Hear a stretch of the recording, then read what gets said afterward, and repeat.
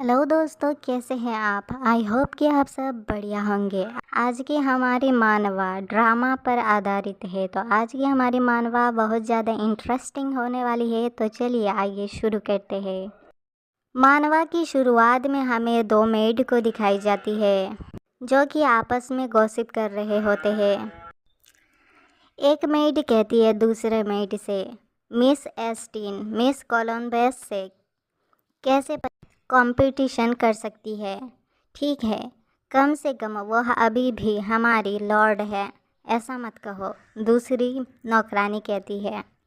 फिर वह कहती है, किस बात से डरे, वह इस कॉलश विला में आ गई केवल सादे मिस कोलिवेंस की नकल करने के लिए। फिर हमें हमारी मेन लीड दिखाई जाती है जिससे कि मेड्स की गॉसिप सुनाई देती है। एक मेड कहती है, एक गड़बड़ी की तरह लग रहा है। निश्चित रूप से महामहिम ड्यूक फिर से मिस एस्टीन की तलाश में होंगे। क्या आप गंभीर हैं? उचित वयस्क समारोह के बिना वह संभवतः कोई कुलीन भी नहीं होगी।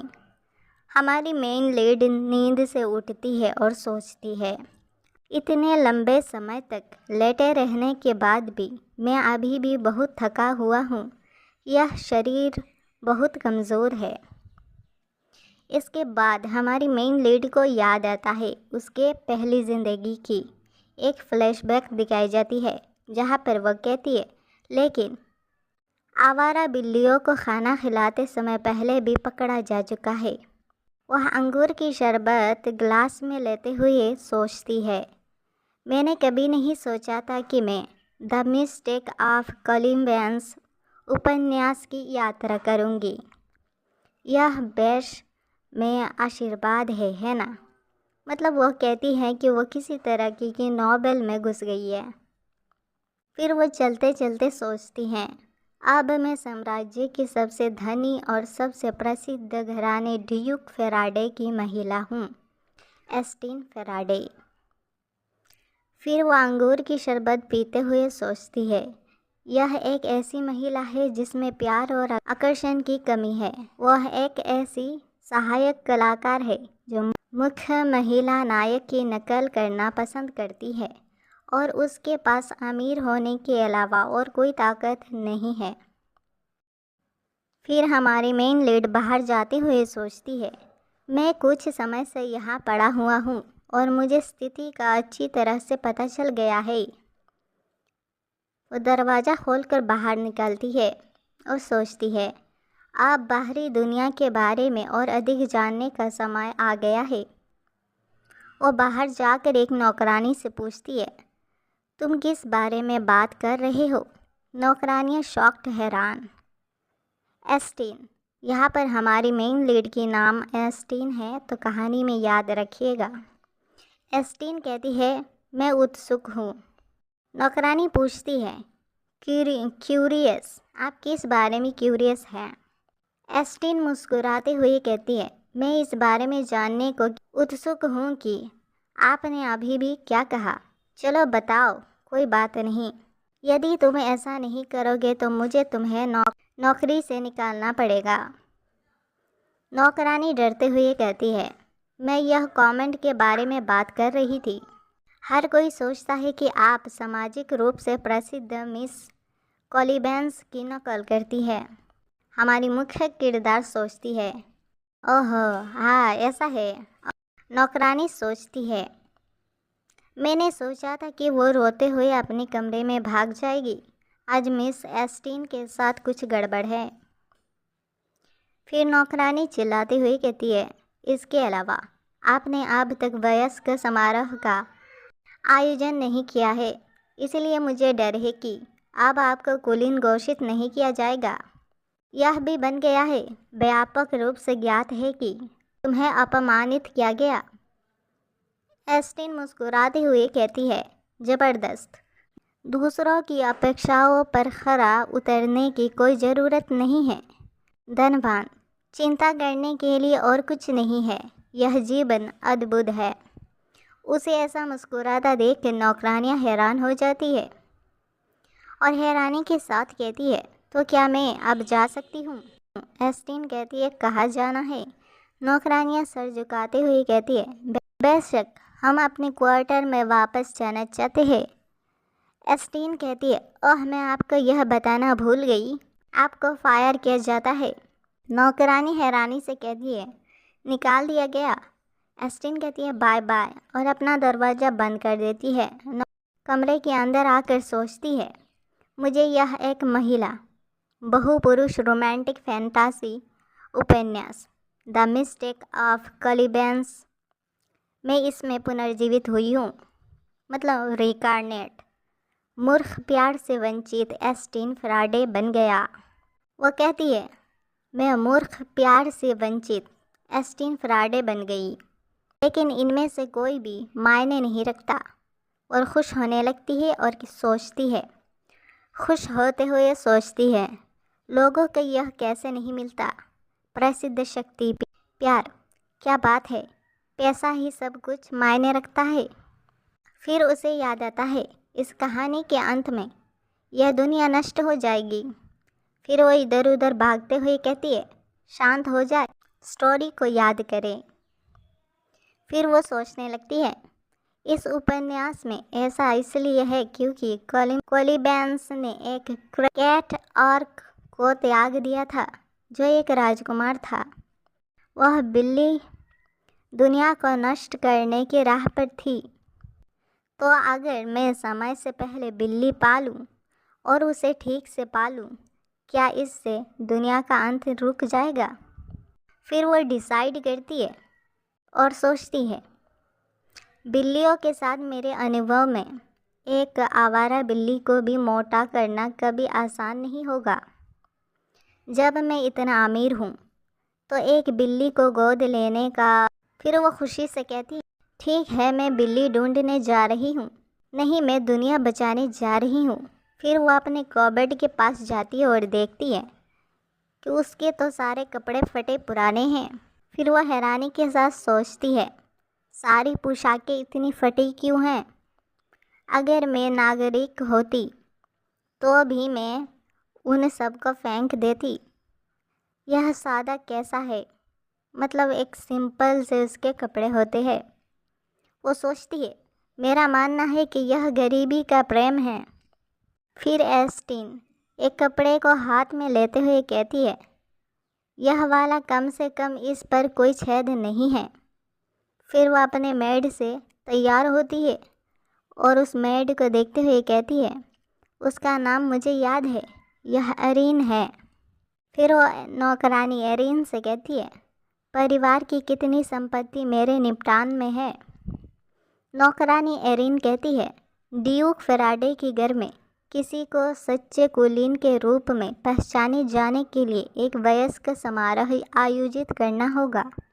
यह कहते ही नौकरानी हैरानी के साथ कहती है, हालांकि अभी तक कोई वयस्क समारोह नहीं हुआ है, फिर भी आप ड्यूक की लेडी हैं। आप तब तक संपत्ति का एक हिस्सा उपयोग कर सकते हैं जब तक आप ड्यूक के नाम पर है। एस्टीन सोचती है, यह केवल एक हिस्सा है, लेकिन यह ड्यूक फैराडे है, इसीलिए यह छोटी राशि नहीं होगी। तीसरी पीढ़ी के कुलीन के रूप में जीवित रहने की आदर्श योजना आकार ले रही है। वह खुश होते हुए कहती है, यह कपड़े अच्छे हैं। फिर वह जाते हुए नौकरानी से कहती है, बग्गी मंगवाओ, मैं औरासी बाजार जा रही हूँ। फिर बग्गी आ जाती है। वह बग्गी को देखकर खुशी से कहती है, अच्छा है, रेगन जर्ज स्थिति में नहीं है। फिर वो नौकरानी से कहती है, वैसे कृपया विला को ठीक से साफ करें, एक महत्वपूर्ण अतिथि आने वाला है। नौकरानी हैरानी के साथ कहती है, खैर मिस एस्टीन, क्या आपका मतलब है कि आपको अपना कमरा साफ करना है? एस्टीन उसकी तरफ देखती हुई सोचती है, इस एस्टीन नाम का मामला क्या है?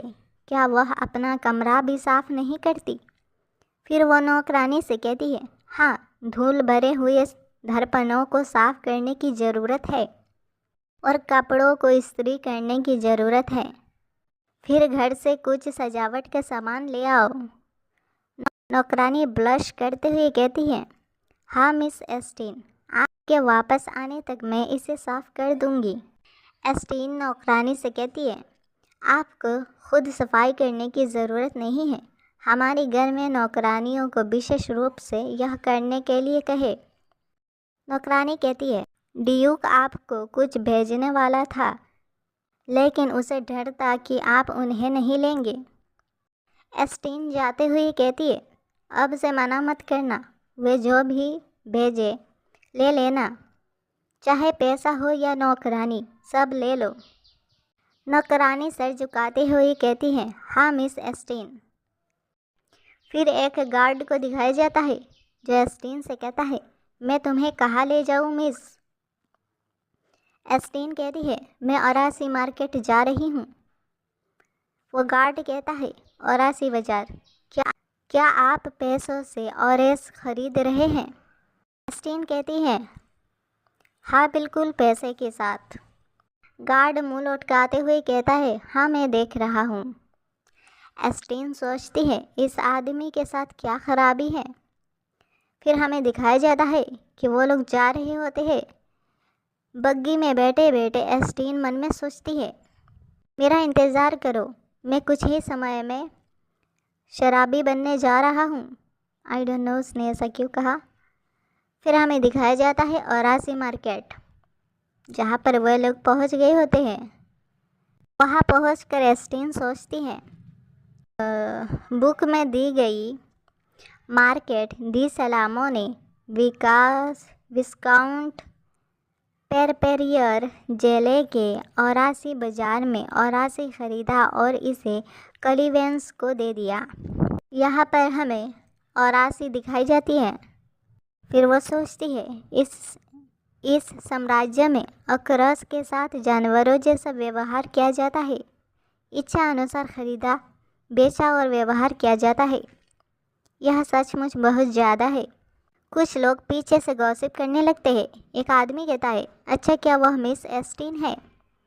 एक लड़की कहती है, वह यहाँ क्या कर रही है। क्या उसे मिस कोलोवेंस की नकल करना पसंद नहीं था, जो औरासी बाजार को तुच्छ समझती है। वह यहाँ क्या कर रही है। एस्टीन थोड़ी दूर जाने के बाद सोचती है, इस व्यक्ति में सच में कोई सहन शक्ति नहीं है। कैट ऑकरस बेचने की जगह कहाँ है। वह एक आदमी से पूछती है, मैं कैट औरासी कहाँ से ले सकती हूँ। वह आदमी कहता है, गोद लेना कैट ऑकरस के लिए। यदि आप उस ओर जाते हैं तो आप देखेंगे।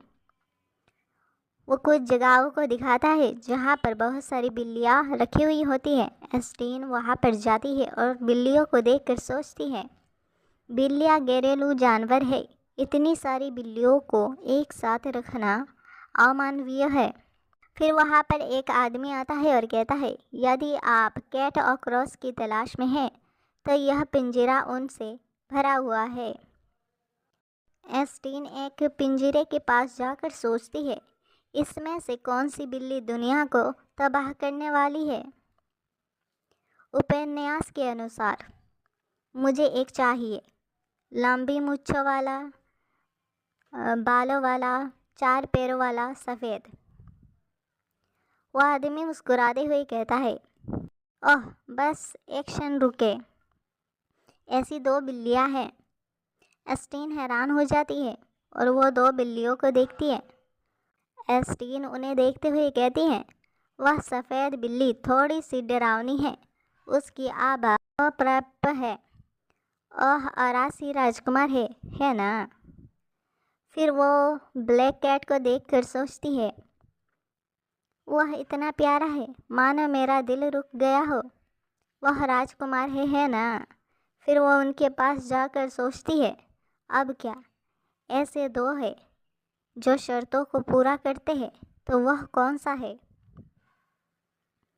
फिर वो उन बिल्लियों को इशारा करती है और कहती है, अति सुंदर, वह मुझे सूंघ रहा है। ब्लैक कैट को वाइट कैट रोक देता है और अपना हाथ एस्टीन के हाथ में रखता है। एस्टीन हंसती हुई कहती है, वाह बहुत बहुत प्यारा, मैं उसके पैर छू रहा हूँ। वहाँ पर एक मूंछों वाला आदमी दिखाई जाता है, जिसे देखकर वह आदमी कहता है, मिस एस्टीन, क्या आप कृपया एक तरफ हट जाएंगी? मार्केट्स डे सलामों ने किसी को मिस कलिवेंस के लिए एक पालतू जानवर खरीदने के लिए भेजा। उन्होंने कहा कि वह एक कैट आर्क चुनना चाहते हैं। एस्टीन हैरान। एस्टीन मुस्कुराती हुई कहती है, वह निर्णायक रेखा है। शुक्र है मैं उससे एक कदम आगे थी। एक और दिन देर हो जाना भयानक होता। मुस्कुराती हुई एस्टीन कहती है, मैं भी एक कैट और ओआरसी की तलाश में हूँ। क्या मुझे पहली पसंद मिल सकती है? वो मूंछों वाला आदमी कहता है, ठीक है, तुम आगे बढ़ो, मैं बाकी में से बस एक को चुनूंगा। फिर वो आदमी सोचता है, यह लड़की हमेशा गरीब होने का नाटक करती हुई सादे मिस कलिवेंस की नकल करती रहती है। मैं केवल एक सस्ती पुरानी बिल्ली ही खरीदूंगा। एस्टीन कहती है, तो क्या आप कसम खा सकते हैं? कसम खाओ कि तुम इसे मेरे बचे हुए खाने से खरीदोगे। वो आदमी शौक हो जाता है और कहता है, क्या कसम खाना? एस्टीन मुस्कुराती हुई कहती है, मैं पूछ रही हूँ, क्या आप कसम खा सकते हैं? वो आदमी कहता है, हाँ मैं कसम खाता हूँ। एस्टीन कहती है, ठीक है, फिर आप प्रयास करें। अगर इसमें से कोई बचा है तो। ऑक्रोस बेचने वाला वो आदमी कहता है, क्या आप ये सभी ऑक्रोस खरीदने जा रहे हैं? एस्टीन कहती है, सिर्फ इतना ही नहीं, मैं खरीदने वाली हूँ पेरपेलियर के संपूर्ण ऑरेस बाजार। वह आदमी शॉक्ड होकर कहता है, आप पूरा बाजार खरीद रहे हैं मिस एस्टीन फरीडे? फिर मुस्कुराते और हैरानी के साथ कहता है, खैर पेरपेलियर फिलहाल शहर से बाहर है। एस्टीन कहती है, क्या ऐसा है? फिर उससे कहे कि वह अनुबंध को ड्यूक ऑफ फैराडे के घर भेज दे। फिर एस्टीन सोचती है, वैसे भी पुस्तक के अनुसार ड्यूक ऑफ फैराडे ने एस्टीन की खर्च कराने की आदतों की परवाह नहीं की। वह निश्चित रूप से बिना देखे ही बिल का भुगतान कर देगा। वह मूंछों वाला आदमी गुस्से से कहता है, नहीं, क्या आप सीरियस हैं? क्या आप सादा होने का नाटक कर रही हैं? तुम्हें बस मिस कलिवेंस से ईर्ष्या हो रही है ना? एस्टीन गुस्से में कहती है, तुम्हारी हिम्मत कैसे हुई? मैं ड्यूक ऑफ फैराडे हाउस की लेडी हूँ। तुम मेरे प्रति इतने असभ्य कैसे हो सकते हो?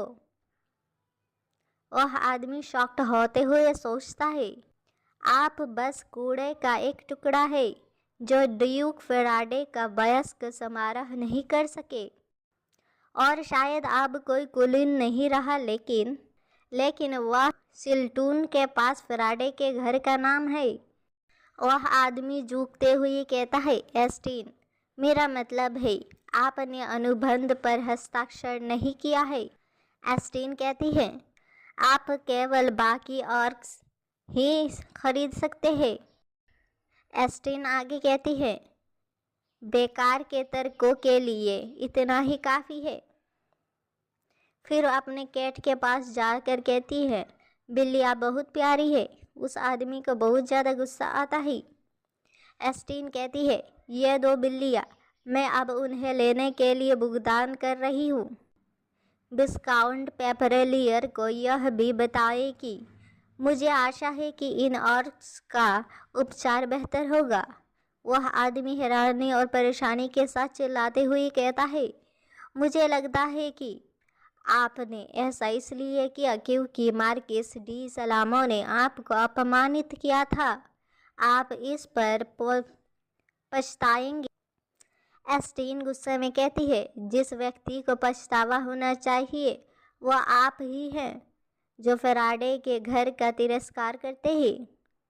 इसके बाद एस्टीन अपने गार्ड से कहती है, ग्रीज तुम वह सावधान रहे, क्या आपने कभी बिल्ली पकड़ी है?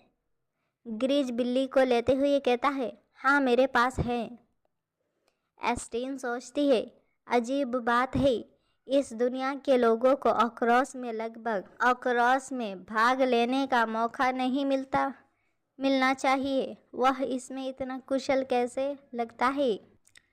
वो सफ़ेद कैट को ऊपर उठाते हुए सोचती है, क्योंकि मेरी बिल्ली स्वर्ग में वापस आ गई है। मैंने कैट सेंटर में नियमित रूप से स्वेच्छा से काम किया और मुझे कैट विशेषज्ञ माना जाता है। मेरे पास फिर से अपनी बिल्ली होना बहुत अच्छा है। हर समय ऐसी जगह पर बंद रहना कितना दयनीय है।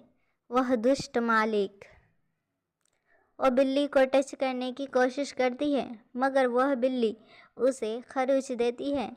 हैरानी के साथ एस्टीन कहती है, वास्तव में क्या आप मुझे पसंद नहीं करते? बिल्ली सोचती है, यह नादान लड़की नहीं जानती कि मैं सच में कौन हूँ। मैं बिल्ली नहीं हूँ, बल्कि ड्रैगन हूँ। मेरा नाम पैटम है। एस्टीन उसकी सर पे हाथ रखते हुए कहती है, अच्छा मुझे नापसंद मत करो, ठीक है। वह बिल्ली सोचती है, यह इंसान क्या बकवास है। उसने मुझ पर किस तरह का अजीब जादू इस्तेमाल किया। एस्टीन उसके सर पे सहलाने लगती है तो बिल्ली कहता है, जब उसका हाथ मुझे छूता है तो मुझे ऐसा लगता है जिसे मेरा शरीर पिघल रहा है। यह भावना क्या है? मुझे फिर से नींद आ रहा है।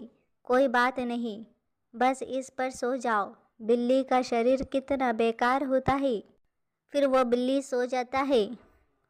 एस्टीन सोचती है, ताकतवर ड्रैगन पोर्टनम और अमीर हारे हुए एस्टीन के बीच पहली मुलाकात इतनी अल्पविकसित थी, लेकिन यह महानता की ओर एक कदम होगा।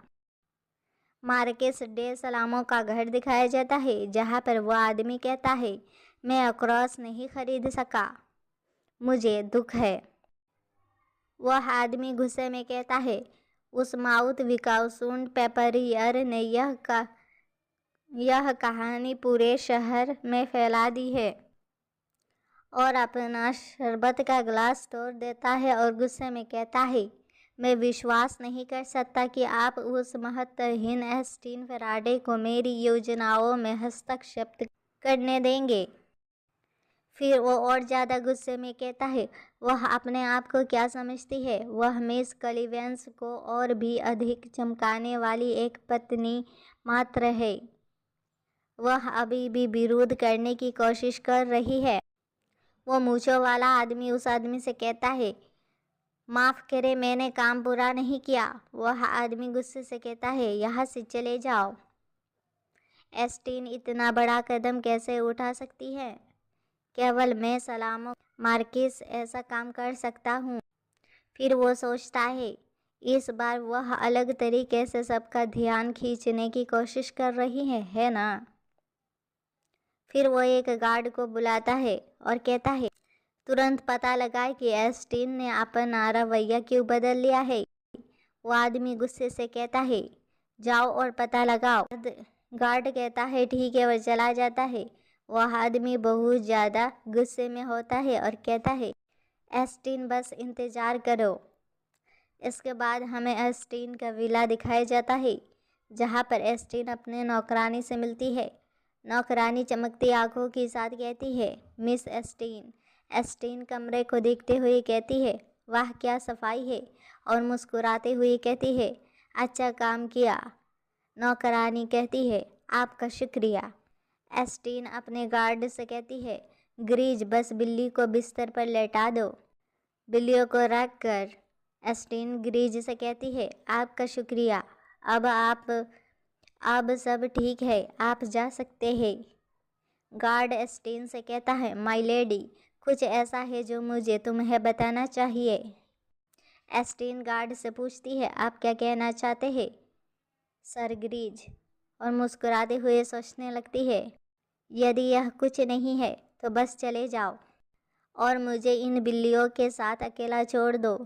गार्ड कहता है, मुझे ऐसा कभी नहीं लगा कि आप सच में उन्हें मुक्त कराने के लिए कोयात पेपरियर और आसी बाजार में गए थे। एस्टीन मन में सोचती है, मैं उसे यह नहीं बता सकती कि मैंने ऐसा सिर्फ इसलिए किया क्योंकि मुझे जानवर पसंद है और मुझे डर है कि वे दुनिया को नष्ट कर देंगे। गार्ड अपने मन में सोचता है, यह स्पष्ट है कि वह जानबूझकर मूर्खतापूर्ण भूमिका निभा रही है क्योंकि वह नहीं चाहती कि किसी को पता चले कि उसे ऑरसियस के अधिकारों की परवाह है।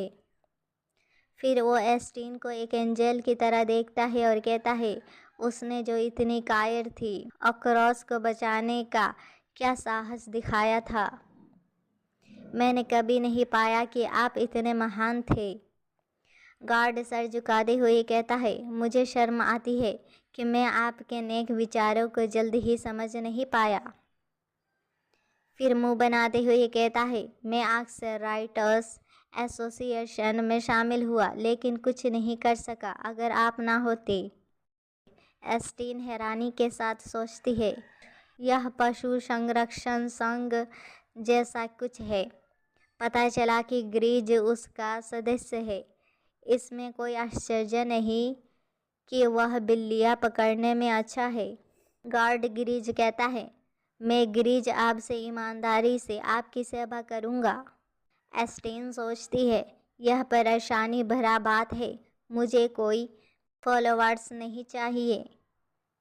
फिर वो जाते हुए कहती है, ठीक है, मैं समझ गई, अब आप यहाँ से निकल सकते हैं। फिर वो अपने कमरे में जाकर सोचती है। आखिरकार वो चला गया। फिर वो छलांग मारते हुए अपने बिल्लियों को कहती है, अब यह हमारा समय है, और बिल्लियों के पास जाकर कहती है, वो कितना प्यारा है।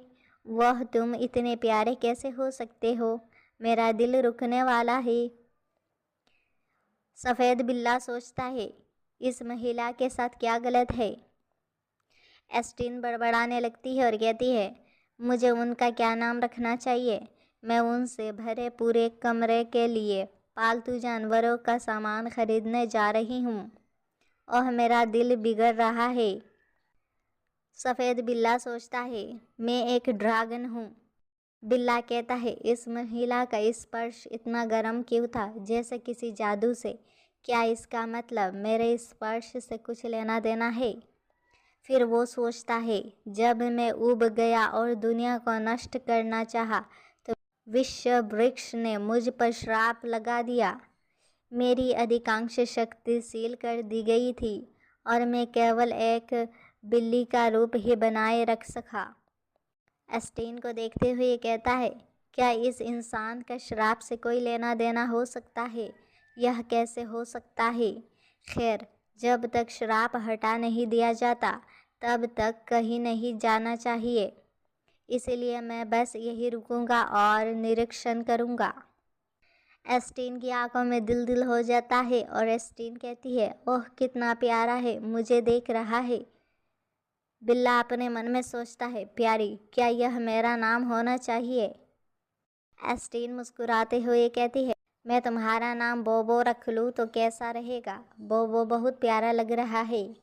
सफ़ेद बिल्ला गुस्से में कहता है, आपने एक महान ड्रैगन का नाम रखने की हिम्मत कैसे की। फिर सफ़ेद बिल्ला गुस्से में कहता है, इंसान चुप रहो। एस्टीन हैरान और चमकते हुए कहती है, वाह, क्या बिल्लियाँ बात कर सकती है। यह और भी प्यारी है मेरे बोबो। सफ़ेद बिल्ला गुस्से में कहता है, मेरा नाम बोबो नहीं है, मुझे बोबो मत कहो। फिर एस्टीन एक्साइटिंग होकर पूछती है, तो आपका क्या नाम है। बिल्ला मुंह फेरते हुए कहता है, मैं आपको क्यों बताऊं। एस्टीन कहती है, तब मैं तुम्हें बोबो कहूँगी। कैट गुस्से में कहता है, मेरा नाम पॉटम है, मेरा असली नाम पॉटम है, वह कैटालिसिया है। एस्टीन एक्साइटिंग होकर कहती है, पैटम कैलासियस, इसे मैंने बनाया है। उसकी बातें सुनकर कैट हैरानी के साथ कहता है, जब आपने कहा कि आपने इसे बनाया है तो इसका मतलब क्या है? एस्टीन कहती है, कुछ नहीं। फिर वो बिल्ली की सर पे सहलाने लगती है। कैट पॉटम सोचता है, आह, इस महिला के हाथ बहुत कोमल और मीठे हैं। मेरा शरीर मुलायम मार्शमेलो पर चलने जैसा है। यह पहली बार है जब मैंने अपने ड्रैगन जीवन में इस तरह महसूस किया है। वह ब्लश करते हुए सोचता है, ऐसा लगता है जैसे मैंने सचमुच एक महत्वहीन बिल्ली बन गया हूँ। फिर बिल्ली शॉक्ड होते हुए कहता है, नहीं। एस्टीन से चिल्लाते हुए कहता है, मुझसे अपना हाथ हटाओ। एस्टीन हैरानी के साथ कहती है, क्या तुम्हें दुलार किया जाना पसंद नहीं है? बिल्ली पॉटम सोचता है, उसके हाथों में ज़रूर कोई जादू है। नहीं, वह सिर्फ एक सामान्य व्यक्ति है जिसका कोई महत्व नहीं है और कोई निशान नहीं। एतराते हुए सोचता है, ऐसा लगता है कि मैं बहुत लंबे समय से कैट स्टेट बने रहा हूँ। क्या आपने अभी कहा कि आपने इसे बनाया है? क्या आप हमें पहले से जानते हैं? एस्टीन हैरानी के साथ मुस्कुराते हुए कहती है, नहीं, मैं नहीं जानती। फिर वो बिल्ली को टच करने की कोशिश करते हुए कहती है, मुझे बस यही लगता है कि तुम दोनों बहुत प्यारे हो। बिल्ली उसके हाथों को झटकते हुए कहता है, मुझसे हाथ हटाओ। एस्टीन हैरानी के साथ कहती है, इतनी ठंड, तुम्हें इंसान पसंद नहीं है? कैट कहता है, हमारी जाति स्वाभाविक रूप से इंसानों को नापसंद करती है।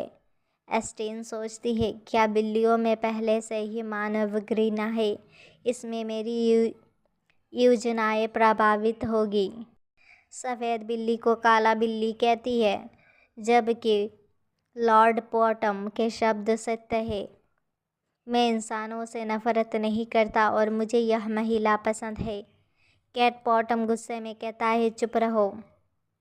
एस्टीन कहती है, मैं तुम्हें इंसानों जैसा बनाने के लिए क्या कर सकती हूँ? कैट कहता है, बिल्कुल नहीं, इसे भूल जाओ।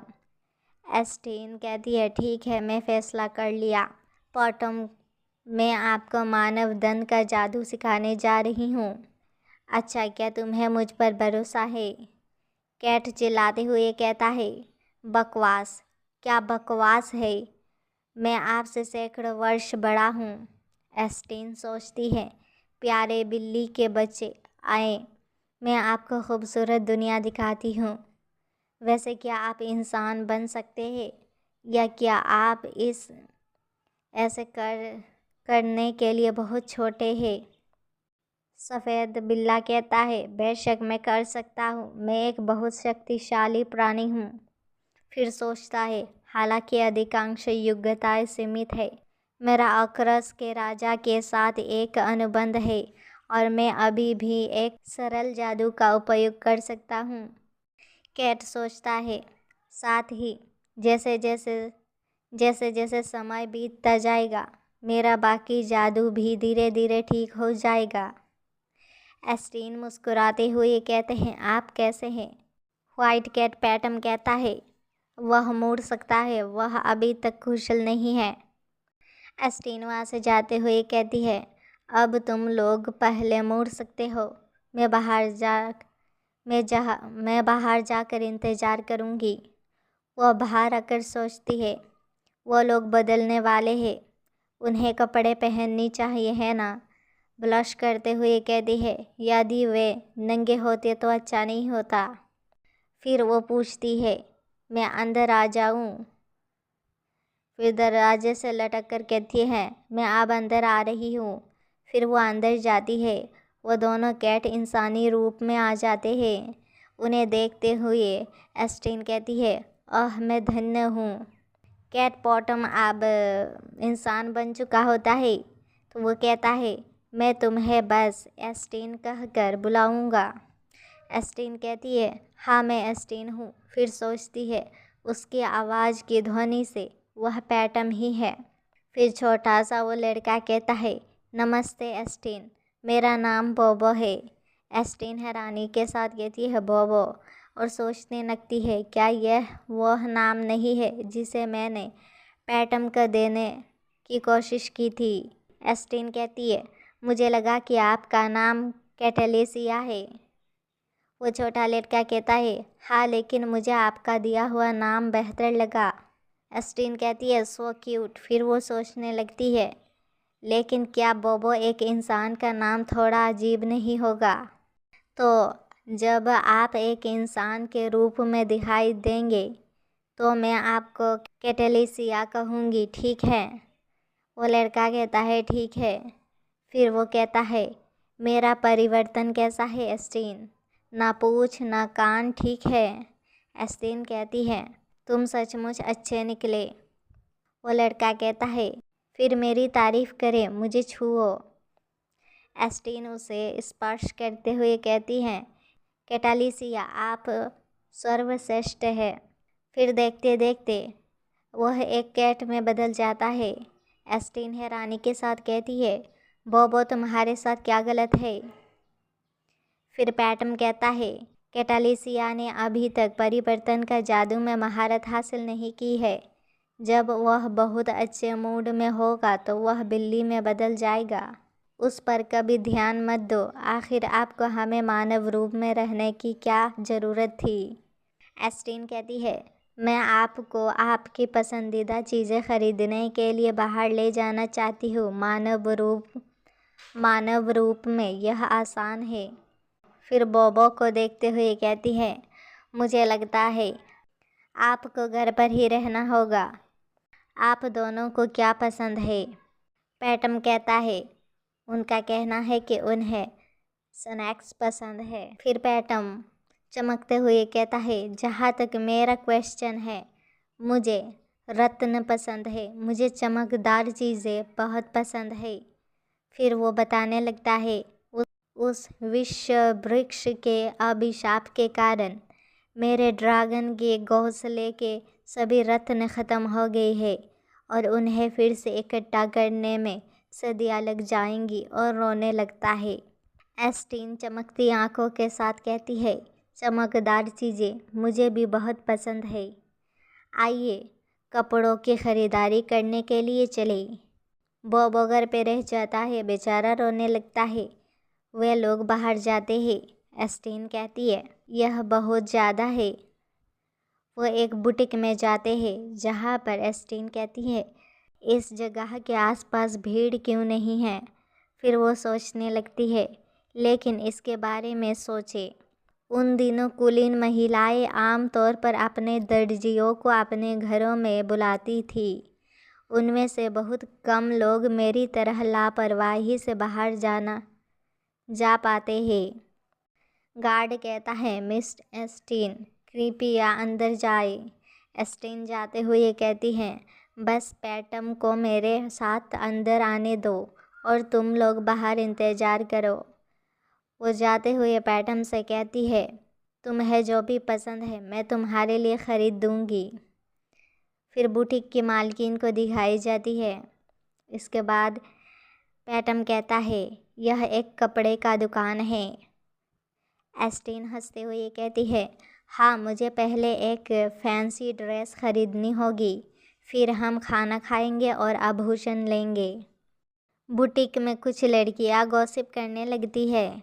वह फिर से वापस आ गई है। हर बार हमें कठिन समय दे रही है। हाँ, उसे मिस कलिवेंस के कपड़े कॉपी करने थे। वह हमें किस लिए ले गई थी? बुटीक की मालिक उन्हें रोक देती हैं। फिर वो एस्टीन की स्वागत करने जाती है और कहती हैं, मिस एस्टीन आप लंबे समय से यहाँ नहीं आई हैं। लिनोएदार बुटीक में आपका स्वागत है। मैं चीफ टेलर एडिये हूँ। मिस एस्टीन क्या आप स्टोरहुड सीरीज देखना चाहेंगी? फिर वह बुटीक की लेडी सोचने लगती है, यह एक ऐसा संग्रह है जो आमतौर पर कुलीन महिलाओं द्वारा नहीं खरीदा जाता है, लेकिन मिस कलिवेंस द्वारा पसंद किया जाता है। मुझे यकीन है कि वह इसे भी चुनेंगी। एस्टीन कहती है, मैं पहले उन सब पर एक नज़र डालूंगी। बुटीक लेडी कहती है, कृपया इस तरफ से। फिर वह दोनों जाने लगते हैं। एस्टीन कहती है, यहाँ कोई नहीं है। यह इतना शांत है कि ऐसा लग रहा है जैसे लंबे समय से इस जगह पर कोई आया नहीं हो। फिर वो बुटीक लेडी से पूछती है, क्या इन दिनों कारोबार ख़राब था? बुटीक लेडी कहती है, यह कुछ हद तक नकदी की कमी है, लेकिन इस तरह से यह अभी तक कोई बड़ी बात नहीं है। फिर वहाँ पर चमकदार कपड़े दिखाई जाती है, जिन्हें देखकर एस्टीन कहती है, वाह, सभी सुंदर है। मैं यह भी नहीं जानती कि कहाँ से शुरू करूँ। फिर वो कपड़े उठाते हुए पैटम से कहती है, आपको क्या लगता है कि कौन सा मेरे लिए अच्छा रहेगा? पैटम कहता, मैं इंसानों की चीज़ों के बारे में कुछ नहीं समझता। बुटीक लेडी सोचती है, यह लड़का कौन है? वो एस्टीन को मिस क्यों नहीं कह रहा है और इतनी लापरवाही से बात क्यों कर रहा है? बुटीक लेडी एस्टीन से कहती है, आपके सुनहरे बाल फूलों के मुकुट के साथ बिल्कुल उपयुक्त होने चाहिए। एस्टीन कहती है, फूलों का मुकुट अच्छा है, लेकिन मैं कुछ रत्न सहायक उपकरण भी लेना चाहती हूँ। बुटीक लेडी हैरान होकर कहती है, मिस कलिवेंस को भी हाल ही में फूलों के मुकुट का बहुत शौक रहा है। एस्टीन लापरवाही के साथ कहती है, ओह अच्छा। फिर वो बहुत सारे कपड़े उठाते हुए मुस्कुराने और हंसने लगती है। उसे देखकर बुटीक लेडी सोचती है, जैसा कि अफवाह थी, मिस एस्टीन थोड़ी बदल गई है। पैटम एस्टीन से कहता है, उसने कलिवेंस का नाम क्यों उल्लेख किया? एस्टीन हंसते हुए कहती है, क्योंकि मैं हमेशा कलिवेंस की नकल कर रही हूँ। पैटम कहता है, लेकिन आप वैसे नहीं दिखते जैसे आप दिखाते हैं। एस्टीन कहती है, क्योंकि मैं इन पहचान से इस्तीफ़ा देने जा रही हूँ। फिर अपने और कैटालिसिया के साथ दुनिया घूमूंगी।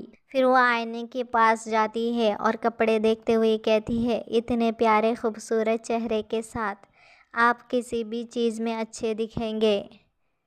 आप अपने आप को इस तरह क्यों गिराएंगे और उस प्यार का पीछा क्यों करेंगे जो आपका नहीं है? आईने को टच करते हुए कहती है, मैं सचमुच नहीं जानती कि वह क्या सोच रही थी। उसे देखकर बुटीक लेडी सोचती है, उसने आह भरी है। जैसा कि मैंने सोचा था, वह अभी भी इन कपड़ों से खुश नहीं है। बुटीक लेडी हैरानी के साथ सोचती है, वह मुझे फिर से किसी और का डिज़ाइन कॉपी करने का आदेश देने वाली है। वह अभी भी मिस कलिवेंस की पोशाक शैली को नकल करना चाहती होगी। नहीं, इस बार मैं नहीं कहने जा रही हूँ। मैं मुख्य दर्जी के रूप में, यह मेरी गरिमा है। एस्टीन कहती है, मैंने फैसला कर लिया है। वह कहती है, मैं उन सभी को ले लूँगी। बुटीक लेडी चिल्लाते हुए कहती है, इस बार बिल्कुल नहीं। और दोनों एक दूसरे को हैरानी के साथ देखते हैं। बुटीक लेडी कहती है, क्या कहा आपने? एस्टीन कहती है, मैंने कहा कि मैं कमरे के सारे कपड़े ले लूँगी। कोई समस्या है? ये सभी पोशाकें और फूलों के मुकुट, आभूषण युक्त सहायक उपकरण, मैं उन सभी को ले लूँगी। एडिए नीलुएदार के बुटीक के मुख्य दर्जी, मैं तुम्हें भी चाहती हूँ। बुटीक लेडी हैरान। एस्टीन कहती है, मैं चाहती हूँ कि आप मेरे घर आएं, मतलब पोशाकें नई डिजाइन की बनाएं। बुटीक लेडी सोचती है, खुद के कपड़े, ऐसा कुछ नहीं है जो मिस एस्टीन करेगी। एस्टीन फिराड है, वह सचमुच बदल गई है। एस्टीन जाते हुए कहती है, ये सभी कपड़े और सहायक उपकरण, मैं चाहती हूँ कि आप इन्हें SETURN विला में पहुँचा दें। बुटीक लेडी खुशी के साथ कहती है, यस मैम, मैं उन्हें कह रही हूँ। फिर लंबी सांस छोड़ते हुए बुटीक लेडी कहती है, बढ़िया, इसमें मेरी आर्थिक तंगी पूरी तरह से हल हो जाएगी। एस्टीन कहती है, और उन सभी मनमौजी आदेशों के लिए जो आपको अतीत में दिए गए, मैं इसके द्वारा माफ़ी मांगती हूँ। बुटीक लेडी हैरान हो जाती है और कहती है और सोचती है, ड्यूक की लेडी सच में माफ़ी मांग रही है, वो भी मुझसे। बुटीक लेडी उसे एक एंजल की तरह देखती है और रोते हुए कहती है, हे भगवान मिस एस्टीन, और झुकते हुए थैंक्स कहती है। एस्टीन मुस्कुराते हुए कहती है, आइए उसके बारे में बात ना करें, बस मुझे कपड़े पहनने में मदद करो। फिर वो कपड़े पहनकर बाहर आती है। उसे देखकर बुटीक लेडी खुशी से कहती है, वाह वाह, क्या बात, तुम बहुत सुंदर हो। पैटम कहता है, एस्टीन तुम मुस्कुरा रहे हो। एस्टीन कहती है, क्योंकि मैं खुश हूँ। पैटम कहता है, अच्छा, आप बहुत खुश लग रहे हैं। तभी गार्ड आकर चिल्लाते हुए कहता है, महामहिम ड्यूक आपका तलाश कर रहे हैं। एस्टीन परेशान होकर पूछती है, मुझे ढूंढ रहे हैं, किस लिए? गार्ड कहता है, मुझे नहीं पता, ड्यूक ने आपको बस जल्द से जल्द घर वापस जाने के लिए कहा है। एस्टीन सोचती है, अरे हाँ, यह वयस्क समारोह का समय होना चाहिए। पैटम एस्टीन से पूछता है, एस्टीन, आपका मतलब है कि आपके परिवार का नाम फ्राडे है? एस्टीन कहती है, हाँ, क्या हुआ? फ्राडे मुंह लटकाते हुए कहता है, कुछ भी नहीं। फिर वो एक्साइटिंग होकर एस्टीन से कहता है, मुझे भी अपने साथ आने दो, मैं आपका अनुरक्षक बन सकता हूँ। एस्टीन ब्लश करते हुए कहती है, हाँ, अगर तुम चाहो तो साथ आओ। फिर वो विला में पहुँचते हैं। वहाँ पर एक मूंछों वाला आदमी उनका स्वागत करते हुए कहता है, मिस, मेरे साथ आओ, मैं तुम्हें तुम्हारे कमरे तक ले चलूँगा। कृपया आज रात आराम करें। काल रात्रि भोज के समय आप परिवार के बाकी सदस्यों के साथ महामहिम ड्यूक से मिल सकेंगे। एस्टीन हैरानी के साथ सोचती है, मैं अन्य रिश्तेदारों से मिल रही हूँ। फिर वो उस मूंछों वाले आदमी से कहती है, मेरे गार्ड कहाँ रहेंगे? वह मूंछों वाला आदमी कहता है, मैं उनके लिए आपके कमरे के बगल वाले कमरे में रहने की व्यवस्था कर दूंगा। फिर वो मूंछों वाला आदमी कहता है, माय लेडी, यदि आपने ड्यूक ऑफ फ्राडे का संस्कार पारित कर लिया है, तब आपकी प्रतिमा भी वही होगी। एस्टीन सोचती है, ऐसा लगता है कि यह बटलर मुझसे नफरत करता है या मुझे पसंद करता है। असली एस्टीन उससे नफरत करती थी और उसे अभिमान था, लेकिन मुझे लगता है कि यह ठीक है। आखिरकार अत्यधिक वफादारी शर्मनाक हो सकती है। उसका गार्ड चिल्लाते हुए कहता है, हमारी लेडी, आपकी प्रतिमा यह होगी। सही, क्योंकि आप पहले ही कुछ हासिल कर चुके हैं। पैटम बीच में से कहता है, खैर, शायद यह हो सकता अगर उसके खून में आशीर्वाद होता। एस्टीन मुड़ते हुए कहती है, तुम दोनों चुप रहो। एस्टीन की गार्ड कहता है, माय लेडी ने औरस बाजार खरीदा और क्रॉस के उपचार में सुधार किया। बुटीक की ऋण समस्या भी हल हो गई। मेयर का अनुबंध और बुटीक का बिल ड्यूक को सौंप दिया जाना चाहिए। तुम्हें पता नहीं? वो मूंछों वाला आदमी मुस्कुराते हुए कहता है, ओह, यह स्थिति है। ऐसा लगता है कि मुझे व्यक्तिगत रूप से ड्यूक को रिपोर्ट करना चाहिए। एस्टीन सिर पे हाथ रखते हुए कहती है, यह कोई बड़ी बात नहीं है, आपको ड्यूक को बताने की ज़रूरत नहीं है। विला में ऑरेन नामक एक बिल्ली और एक नौकरानी है, क्या आप कृपया उन्हें भी उठा सकते हैं? वो आदमी ग्रेट करते हुए कहता है, मैं समझ गया। फिर एस्टीन अपने कमरे के पास पहुंचते हुए कहती है, पैटम ग्रीज, फिर मैं सबसे पहले अंदर जाऊंगी। वो दोनों एस्टीन को अलविदा कहते हैं। गार्ड कहता है, अच्छे से आराम करो। पैटम कहता है, फिर मिलते हैं। एस्टीन कमरे में दाखिल होती है और खुशी के साथ कहती है, तो यह ड्यूक की सबसे छोटी बेटी का कमरा है। कितना सुंदर, अमीर होना बहुत अच्छा है। फिर उसे एक आवाज़ सुनाई देती है। वो सुंदर होकर चेयर पे बैठ जाती है। एक लड़के की एंट्री होती है। वो कहता है, एस्टीन। बहुत लंबे समय बाद मुलाकात हुई। एस्टीन सोचने लगती है, मैं उसे जानती हूँ। ड्यूक हॉलीवर्स फेराडे का एक रिश्तेदार। मुझे याद है, वह एक बास्टर्डी था। वह एक नीच पृष्ठभूमि से था, लेकिन वह सक्षम था और एक अच्छे पद पर पहुँच गया। वो लड़का कहता है एस्टीन से, आप कैसे हैं? एस्टीन कहती है, मैं ठीक हूँ। फिर वो सोचने लगती है, आखिर वह मेरे पास क्यों आया? मुझे याद नहीं है कि किताब में उसका एस्टीन के साथ कुछ लेना देना है। वो लड़का बैठते हुए कहता है, मेरा समय काफ़ी बोरिंग चल रहा है। एस्टीन, हाल ही में आप एक अलग व्यक्ति प्रतीत होते हैं। एस्टीन हंसते हुए कहती है, मैं बस एक बदलाव करना चाहती थी। क्या तुमने मेरे बारे में कुछ सुना? वो लड़का क्रीपी वे में कहता है, मैंने एक दिलचस्प कहानी सुनी। वे कहते हैं कि विले सलामों को आपके द्वारा तबाह कर दिया गया था। चीज़ों को दबाने के लिए पैसे का उपयोग करना वास्तव में एक सम्राट रणनीति है। एस्टीन हंसते हुए कहती है, यह उतना ड्रामेटिक नहीं है। मैं बस एक अखरोट खरीदना चाहती थी। वो लड़का उसके पास आकर उसे पकड़ते हुए कहता है, कोई और बात हो सकता है, लेकिन तुम उस तरह के बच्चे नहीं हो एस्टीन। एस्टीन उसके हाथ पकड़ते हुए गुस्से में कहती है, अपना हाथ हटाए। वो लड़का हैरान परेशान होते हुए कहता है, उसका हाथ जल रहा होता है। वो कहता है, आप पर चिपकली की गंध आ रही है और यह बिल्कुल स्पष्ट है। तुम्हें कई दिनों तक साथ रहना चाहिए था। मतलब वो क्या कहता है मुझे भी समझ में नहीं आया। एस्टीन कहती है, तुम किस बारे में बात कर रहे हो? फिर वो सोचती है, मैं पिछले कुछ दिनों से केवल उन दो कैट और क्रॉस के साथ रही हूँ। वो लड़का हैरानी के साथ कहता है, ओह गॉश, क्या आप महत्वाकांक्षी होने जा रहे हैं? एस्टीन गुस्से में कहती है, आप अपने बारे में बात कर रहे हैं, है ना?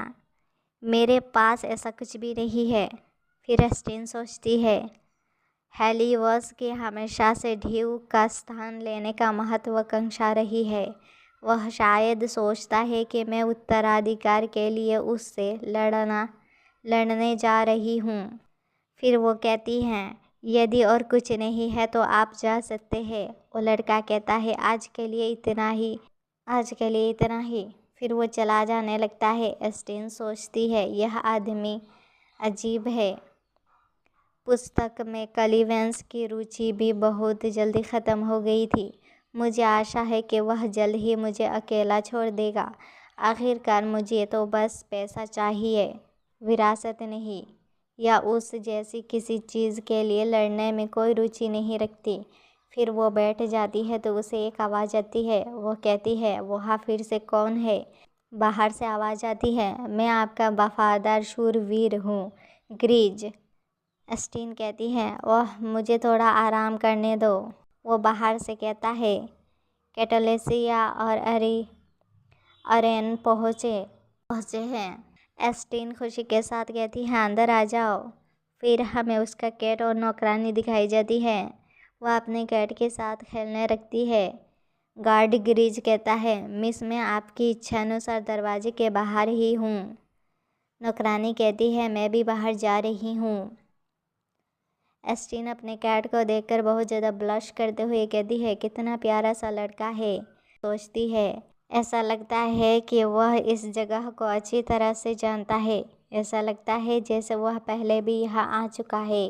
वह गहरी सोच में पड़ जाती है और सोचती है, नहीं, इस दुनिया में अक्सर केवल गुलाम बनाए जाते हैं या फालतू जानवर के रूप में। यहाँ अकेले चलने की कोई संभावना नहीं है। फिर वो कैट को देखते हुए कहती हैं, क्या आप जानते हैं कि पैटम पहले भी ड्यूक के घर आया था? कैट म्यू कहता है। एस्टीन कहती है, अफसोस कोई बात नहीं, आपसे पूछने का कोई फ़ायदा नहीं है। फिर वो सोचती है, जब कैटेलेसिया बिल्ली बन जाती है तो वह केवल म्यू म्यू ही कर सकती है, तो पेटअप मानव भाषा क्यों बोल सकता है? क्या ऐसा इसलिए है क्योंकि वह बड़ा है या कोई और कारण है?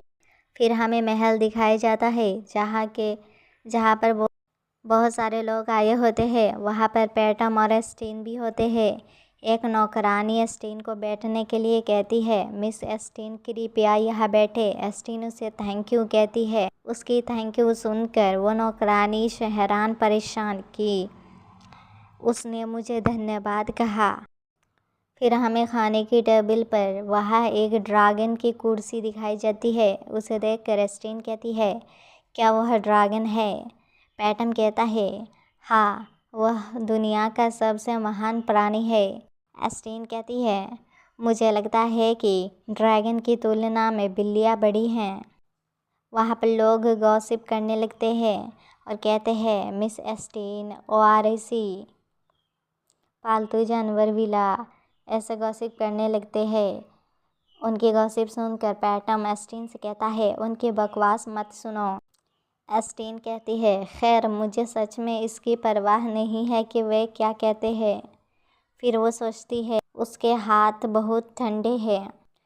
पैटम कहता है, इसीलिए मुझे इंसानों से नफ़रत है, बहुत सारे बेवकूफ़। एस्टीन उसके तरफ देखते हुए कहती है, चलो, ऐसे बहुत से लोग हैं जो तुम्हें उतना ही पसंद करते हैं जितना मैं करती हूँ। इसके बाद वहाँ पर ड्यूक आ जाते हैं। ड्यूक को देखकर सब लोग खड़े हो जाते हैं। ड्यूक उन्हें बैठने के लिए कहते हैं। एस्टीन सोचती है, जब से मैंने ड्यूक को देखा है इतना लंबा समय हो गया है, मैं उसे लगभग पहचान ही नहीं पा रही हूँ। ड्यूक शरबत के गिलास उठाते हुए कहते हैं, आपका फैराडे हाउस में स्वागत है, जो अनादिकाल से ड्रैगन द्वारा सुरक्षित है, आज तक फला फूला है, इसीलिए मैं पहला पेय ड्रैगन को समर्पित करता हूँ। सब लोग ड्रैगन के नाम पर चीयर्स करते हैं। एस्टीन के सामने मीट आता है, जिसे देखकर एस्टीन बहुत ज़्यादा खुश और ब्लश करती है और मीट उठाते हुए खाने लगती है और कहती है, बहुत स्वादिष्ट, मैं बहुत धन्य हूँ। और वो बुखड़े की तरह खाने लगती है। ड्यूक उसे अजीब नज़रों से देखते हैं और इसके बाद ड्यूक कहते हैं, मैंने आप सभी को यहाँ इकट्ठा किया है हमारे परिवार के सदस्य के लिए वयस्क समारोह पर चर्चा के लिए। परिवार के प्रत्यक्ष वंशजों में से केवल एक ने अभी तक इस वर्ष वयस्कता का। ड्यूक कहते हैं, एस्टीन फैराडे। एस्टीन यस करते हुए उनकी तरफ देखती है।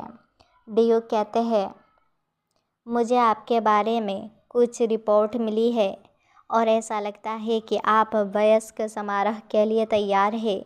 मैंने सुना है कि आपने विस्काउंट पेपरेलियर का ऑकरस मार्केट ख़रीदा है और ऑकरस के उपचार में सुधार किया है। कुछ लोग गॉसिप करने लगते हैं।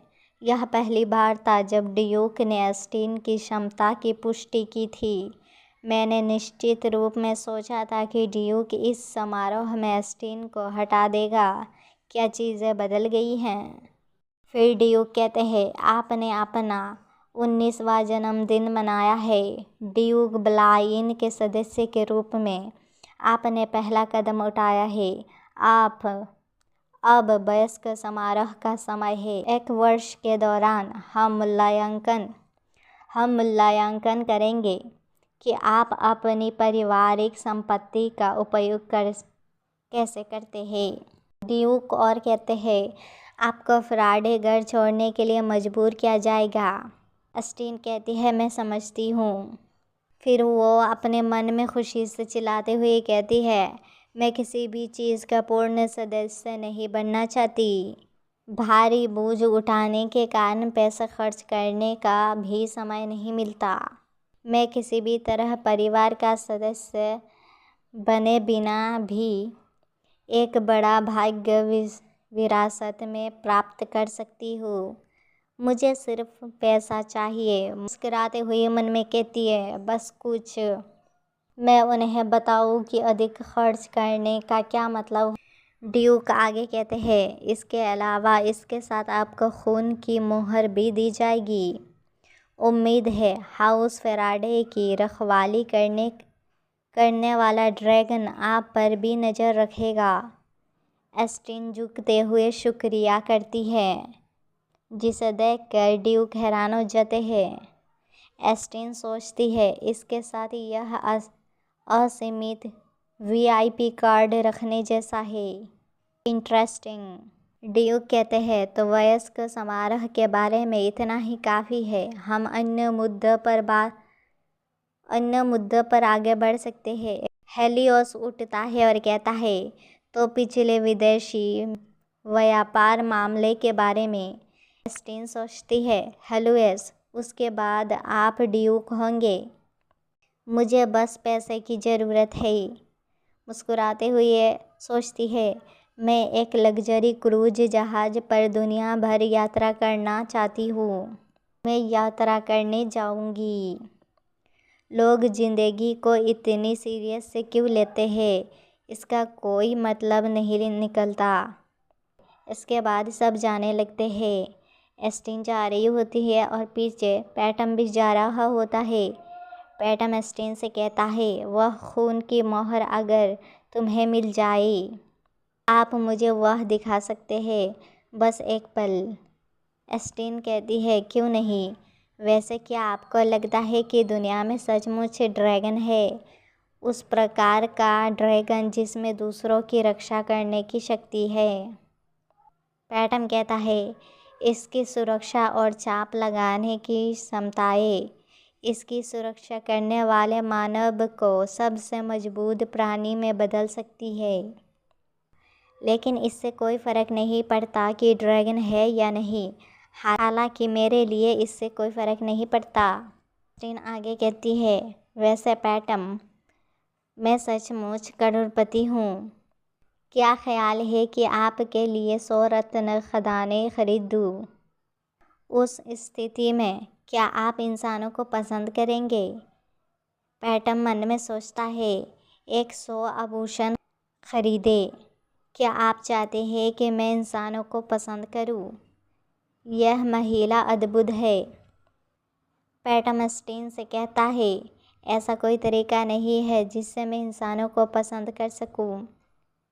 एस्टीन कहती है, ये अच्छा नहीं है, लेकिन वहाँ बहुत सारे अच्छे लोग हैं। एस्टीन की बातों से पैटम सोचने लगता है, मैंने सुना है इंसान मन से नाजुक होते हैं। क्या मैंने उसे चोट पहुंचाई है? फिर पैटम कहता है, तुम्हें पता है मैं इंसानों से नफ़रत करता हूँ, लेकिन आपके लिए मैं इसके बारे में सोच सकता हूँ। एस्टीन उसके पास जाकर कहती है, क्या यह पर्याप्त नहीं है? फिर अपने हाथ हिलाते हुए कहती है, ऐसा अवश्य है कि मेरे पास पर्याप्त साहस नहीं है, पर्याप्त आभूषण खजाने नहीं हैं। अगर मैं तुम्हें गहनों का पूरा पहाड़ दे दूँ तो क्या होगा? उसकी अजीब सी बातों से पैटम हंसने लगता है। एस्टीन पूछती है, यह काम करेगा या नहीं? पैटम इतना हंसता है कि उसकी आंखों से आंसू आ जाता है। वो सोचता है, ड्रैगन के लिए शाश्वत जीवन एक अभिशाप की तरह है। समय बहुत बोरिंग चल रहा था, लेकिन अब यह दिलचस्प महिला, उसके पास जादुई हाथ है। वह हार मानने से इनकार कर देती है, हर चीज़ को दिलचस्प बनाती है। फिर हमें दूसरा दिन दिखाया जाता है। वहाँ टेबल पर कुछ लोग बैठे होते हैं। वहाँ पर एस्टीन भी अपने गार्ड गिरिज के साथ पहुँचती है। हमें एक ड्रैगन सील दिखाई जाती है। वहाँ पर और एक मूंछों वाला आदमी होता है। वो कहता है, आपसे मिलकर अच्छा लगा मिस एस्टीन। एस्टीन झुककर उसे कहती है, तुम्हें काफ़ी समय बाद देखा। वह आदमी प्रिटी स्माइल करते हुए कहता है, मिस एस्टीन, क्या आप रत्न मोहर अनुदान समारोह के बारे में जानते हैं? एस्टीन कहती है, यह मुझे कल रात पता चल गया था। अगर आपको ये मानवा पसंद आई तो चैनल को सब्सक्राइब, एक लाइक, एक कमेंट ज़रूर करें। दूसरे पार्ट के लिए इंतज़ार करें। Tata, bye bye.